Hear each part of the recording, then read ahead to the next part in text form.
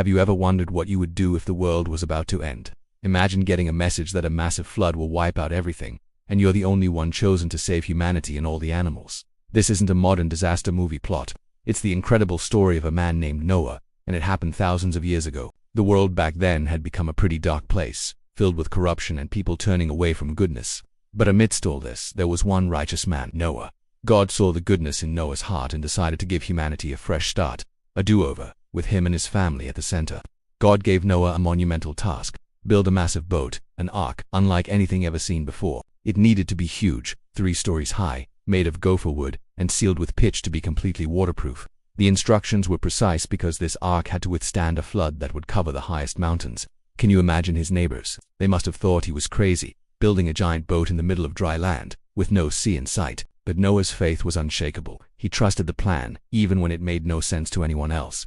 Then came the next part of the mission: gathering the animals. Not just a few, but 2 of every kind, male and female, from the tiniest insects to the largest land creatures. They came from all corners of the earth, walking, crawling, and flying towards the ark. It was a procession of life, a living library of God's creation, all heading for safety.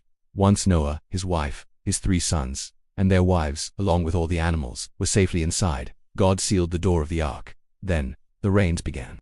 It wasn't just a storm. It rained for 40 days and 40 nights, non-stop. Water gushed from the ground, and the oceans rose until the whole world was submerged. Only the ark, a tiny vessel of hope, floated on the vast, endless water. For months, they drifted.